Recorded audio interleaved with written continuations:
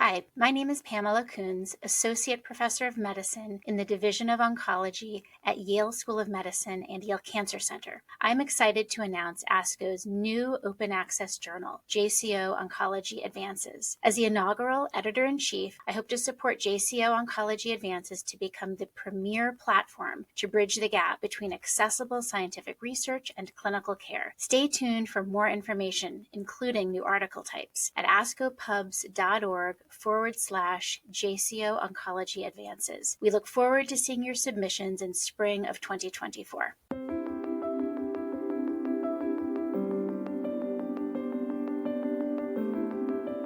Cancer and Armed Conflict, Crossing Realities by Alisa Kamanyan, MSc, Yeva Magarian, MD, MPH, Jema Arakalian, MD, Liana Safarian, MD, Gevuk Tamamyan, MD, MSc, DSc, and Stella Arakelian, MD, MPH, MSc-IH, PhD. In 2007, Armen, a 6-year-old boy from a village in the mountainous Nagorno-Karabakh Republic, or NKR, was diagnosed with Hodgkin lymphoma. NKR is a de facto independent state located in the South Caucasus, which has historically been inhabited by Armenians and declared its independence after the collapse of the Soviet Union in 1991. Armen's hometown had a small clinic offering only routine healthcare services. To receive treatment for lymphoma, he and his family had to travel 350 kilometers to the Hematology Center in Yerevan, the capital of Armenia. The journey was long and exhausting, but every visit to the Hematology Center filled him with hope, and ultimately he achieved a complete remission. 13 years later, Armen, now a young man, returned to the Hematology Center for evaluation of rapid weight loss, persistent pain, and chronic fatigue, and was diagnosed with osteosarcoma. First-line chemotherapy and surgery were ineffective, as was second-line therapy with high-dose methotrexate, doxorubicin, and cisplatin. The tumor was growing and spreading rapidly, causing unbearable pain. Throughout the course of his disease, Armen kept a diary.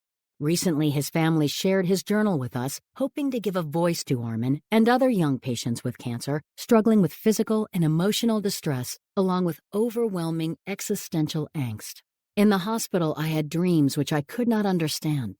In one of the dreams, it was midnight, and I knew that I was going to die in 3 hours, but time was running backward, which meant that I was going to die at 8 p.m. In another dream, I was undergoing a course of chemotherapy when my phone rang. The call was from hell. I picked up the phone, and it was one of my relatives from Nagorno-Karabakh, who is no longer alive. "But you are dead," I said to her, surprised. "How are you, my dear?" she replied. Once I hung up the phone, a man dressed in black sat down next to me, made the sign of the cross, and then disappeared.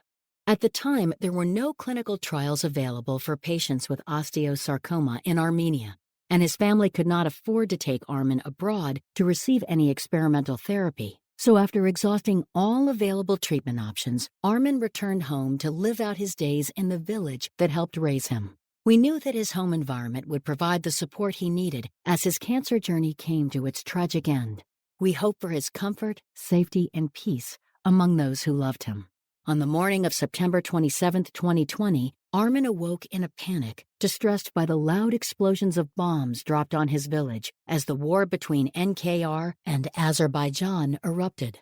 This conflict, coinciding the rapid spread of COVID-19 in NKR and Armenia, interrupted access to cancer care and essential palliative medications.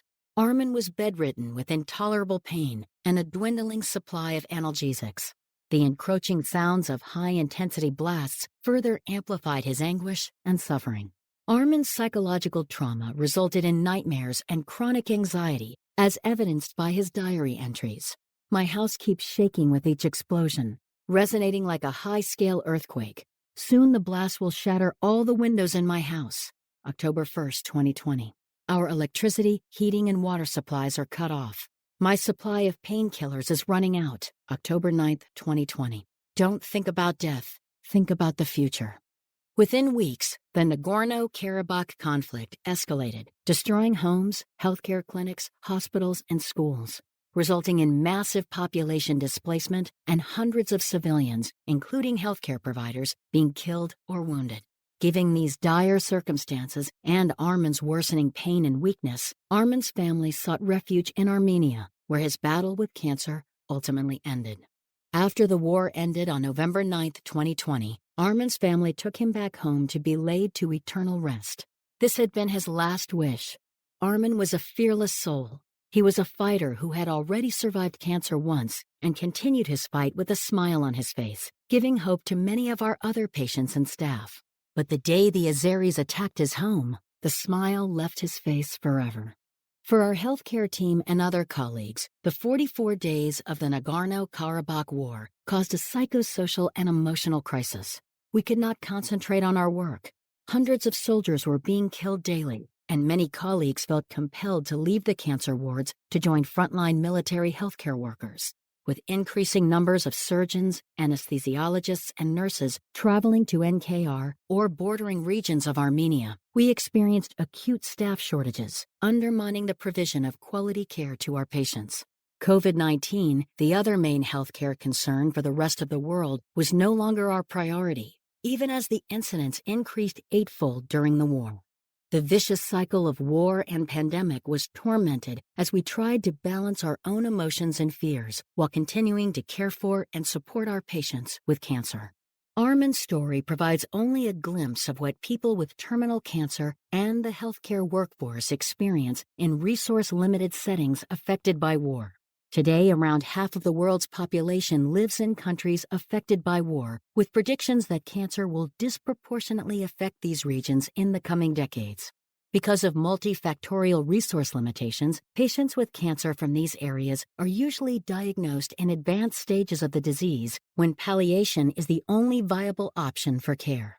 Worldwide, an estimated 78% of adults and 98% of children in need of palliative care reside in resource-limited regions.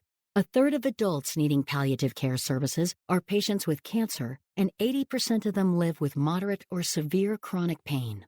Despite these data, only 10% of the world's overall morphine consumption occurs in resource-limited regions. The provision of palliative care services is even more strained by armed conflict. Recently, the World Health Organization reported that palliative care was available in less than 2/3 of Syrian healthcare facilities and that all cancer centers surveyed in Syria lacked immediate release oral morphine and trained palliative cancer care staff. Currently, we are witnessing an escalating war in Ukraine. The images from this and any new conflict around the world bring back our own wartime experiences with haunting clarity. The desperation we felt trying to care for the most vulnerable patients during lethal and chaotic times will never leave us.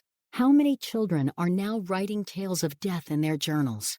How many villages and families are being shattered, unable to provide last days of peace and comfort to their sick and dying loved ones? Despite recent initiatives to include oncologic and palliative care contingencies in humanitarian responses to crisis, they continue to remain a relatively low priority and have been minimally integrated into emergency response plans during armed conflicts. Protocols detailing how to provide basic care to patients with cancer and maintain supplies of essential medications are yet to be fully developed. We urge the international community to take action to address the existing obstacles to cancer care delivery in conflict-affected regions to mitigate the adverse impact of cancer and armed conflict on our most vulnerable patients.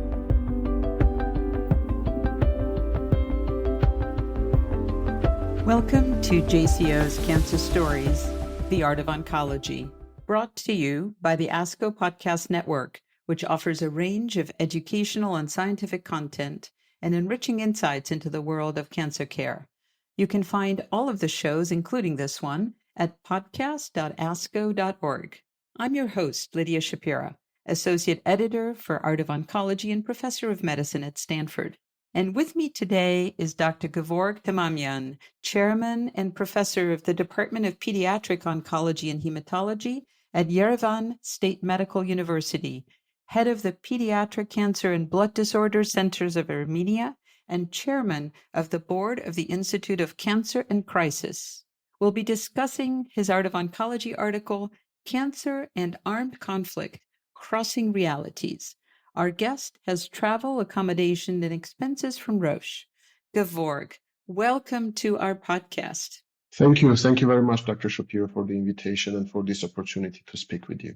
Oh, it is our pleasure. Can you tell our listeners a little bit about the origin of this narrative, how your team came together to tell this story now?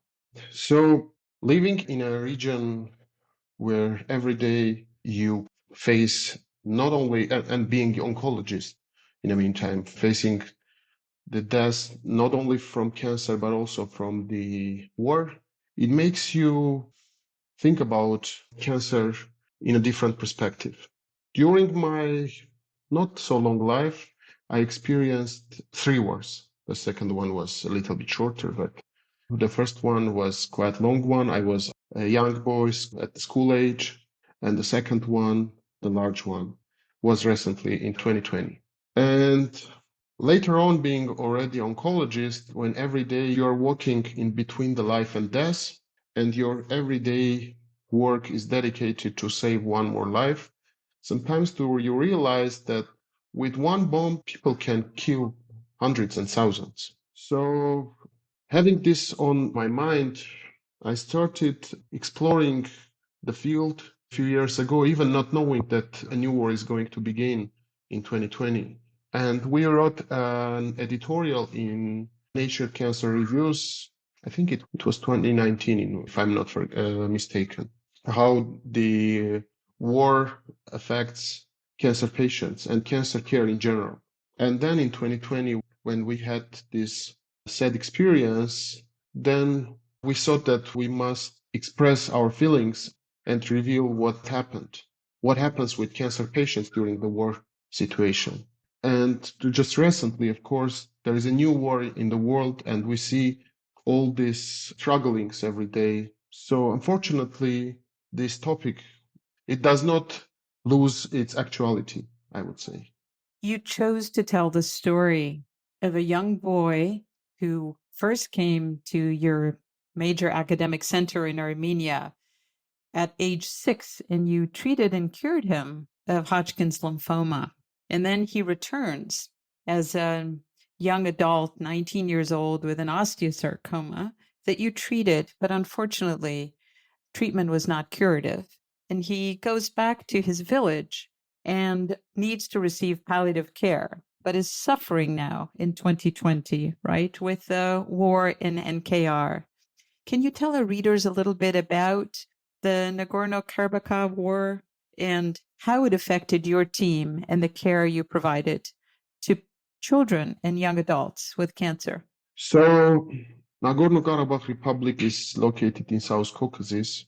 It's historically inhabited with Armenians, and it has been a land for wars for many years. The first war, what I observed, it started in the late 1980s.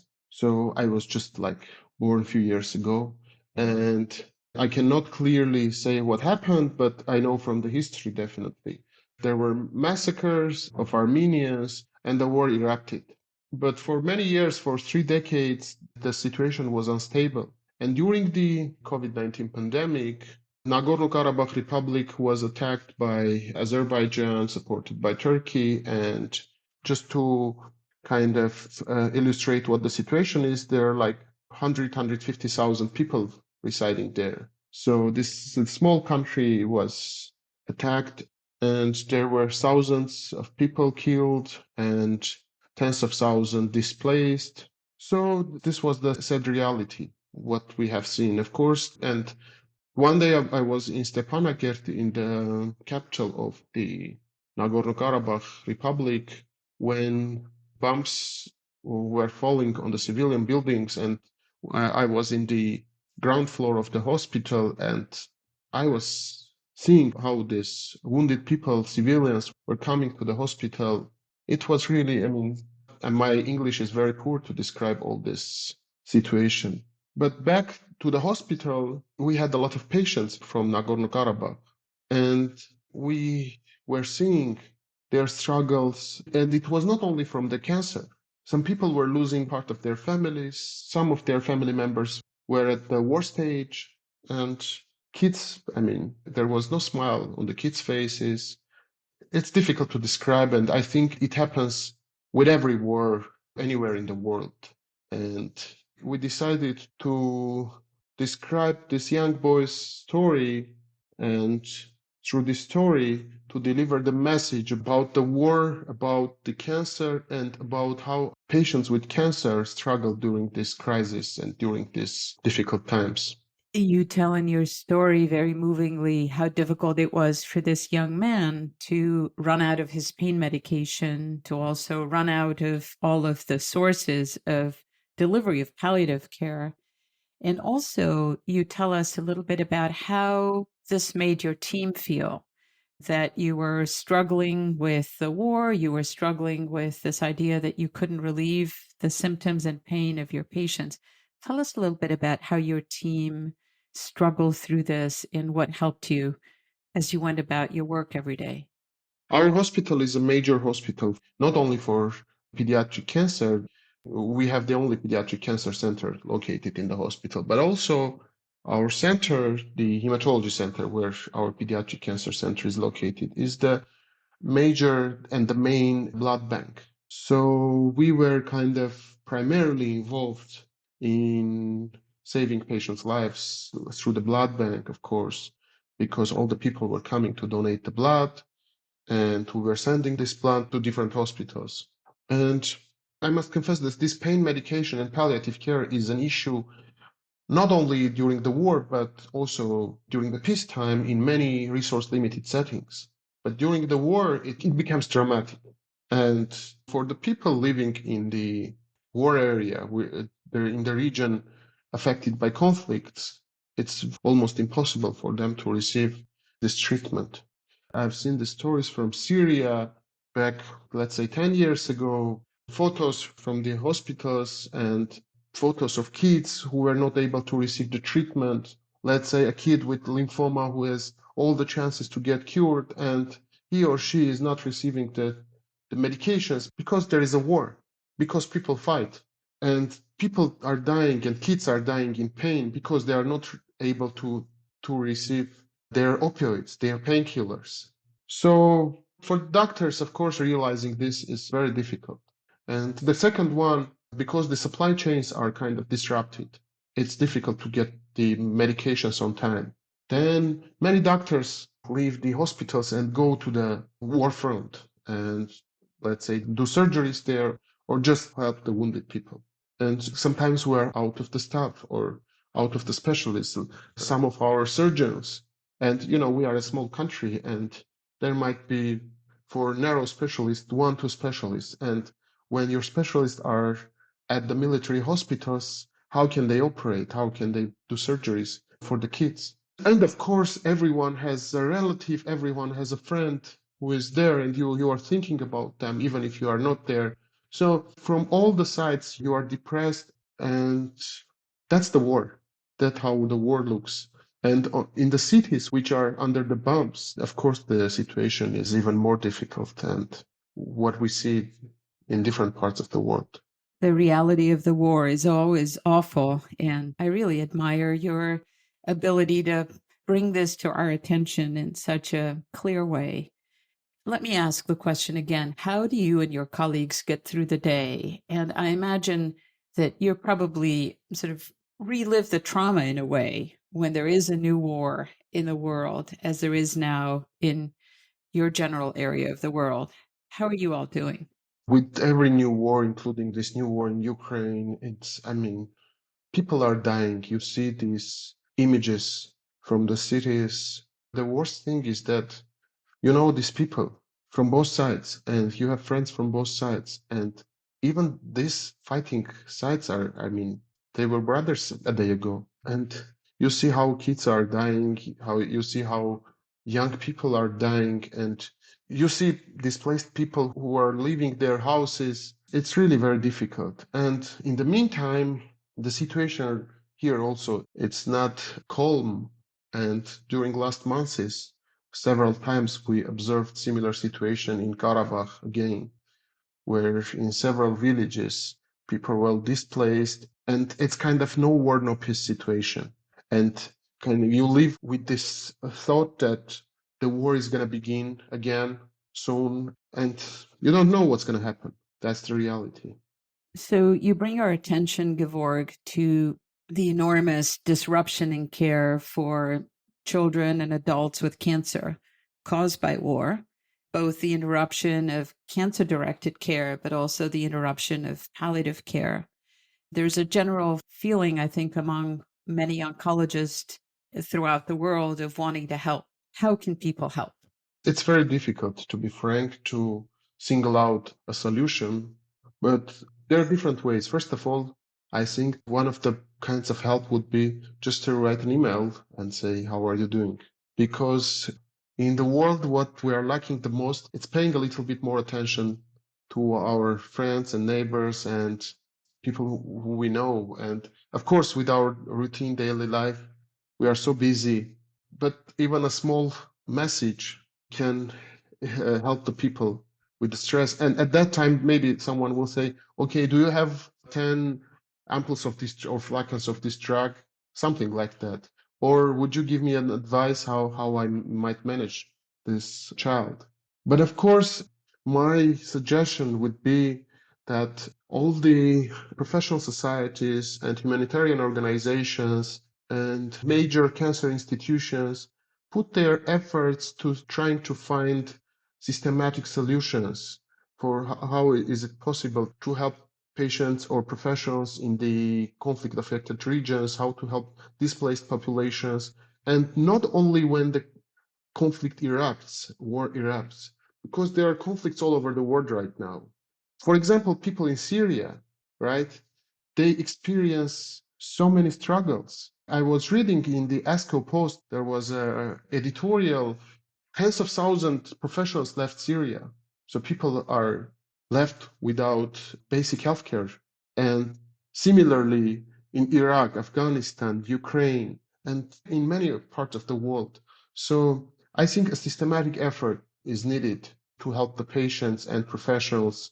And I'm sure when we get together, we'll find better solutions. But of course, the best way is to keep peace. But sometimes it's out of our reach. That's right. So some things are out of our reach, but one of the things that we can all do, as you so beautifully articulated, is to show some solidarity and to start by reaching out to a colleague we know or to somebody who is in that area, just with a checking in, how are you doing? And is there something I can do to help? And then, of course, through the power of these stories, I think to sort of help people understand that there are ways of getting involved, as you say, to think about creating perhaps a better infrastructure to deal with both cancer care and pain and symptom management for all the people affected by and displaced by war. Yeah, I agree, definitely. Do you have a final message, perhaps, for our listeners, Gevorg? Let me give you the last word. We are talking about war and we are talking about cancer, and my only wish is there is a peace in the world and there is a cancer-free world, of course. So thank you so much for taking the time out of your busy schedule to share your thoughts. And thank you so much to you and your team for sending this beautiful essay to us. Until next time, thank you for listening to this JCO's Cancer Stories, The Art of Oncology podcast. If you enjoyed what you heard today, don't forget to give us a rating or review on Apple Podcasts or wherever you listen. While you're there, be sure to subscribe so you never miss an episode of JCO's Cancer Stories, The Art of Oncology podcast. This is just one of many of ASCO's podcasts. You can find all of the shows at podcast.asco.org. The purpose of this podcast is to educate and to inform. This is not a substitute for professional medical care and is not intended for use in the diagnosis or treatment of individual conditions. Guests on this podcast express their own opinions, experience, and conclusions. Guest statements on the podcast do not express the opinions of ASCO. The mention of any product, service, organization, activity, or therapy should not be construed as an ASCO endorsement.